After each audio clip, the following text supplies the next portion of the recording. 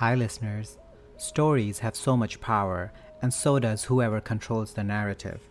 It is time that we dissect and analyze these stories. I am Vipul, and this is Folk Tales.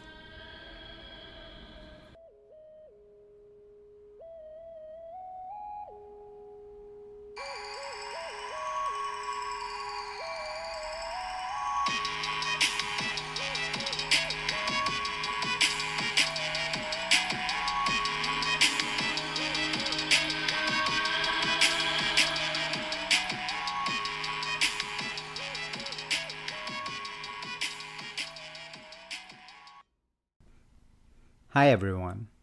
This Australian Aboriginal story, taken from Jean A. Ellis's collection, This is the Dreaming, is strictly speaking more legend than a fairy tale, but contains all the familiar ingredients: towers, terrible ideas, and forbidding landscape features.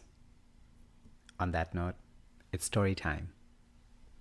The legend begins with two brothers, Tajalruji and Kalruji, who are the best hunters of their people and BFFs besides.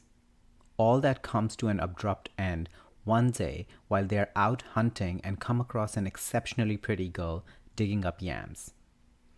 Both brothers are betrothed to other women, but each immediately decides they want this girl instead.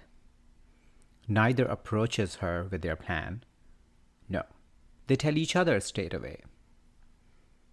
Cue mutual outrage. They argue for a long time, but you can't talk someone out of love at first sight. What are they to do then? The obvious solution is ask the girl what she wants.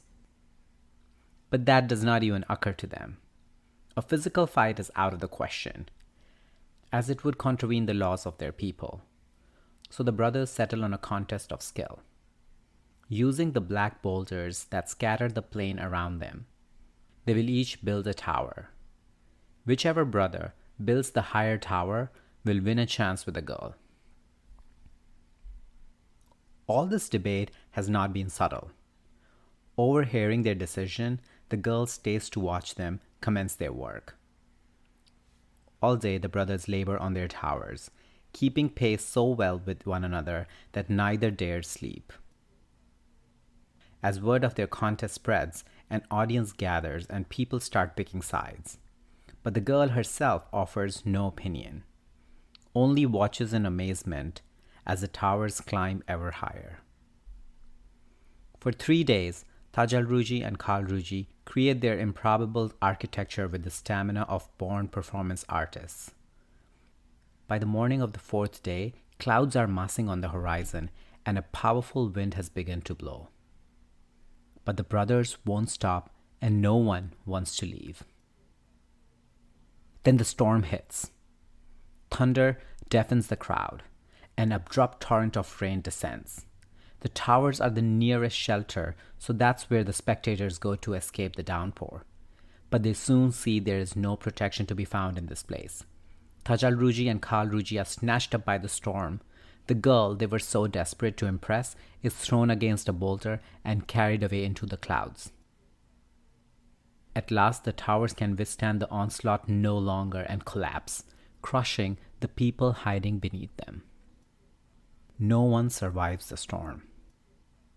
By the time the clouds clear, all that's left of the towers is a vast tangle of black boulders, a newly made mountain that is also a tomb.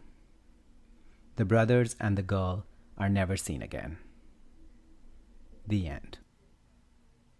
That is what you might call a downer of an ending. Legends are like that. Black Mountain is actually a real place in northern Queensland.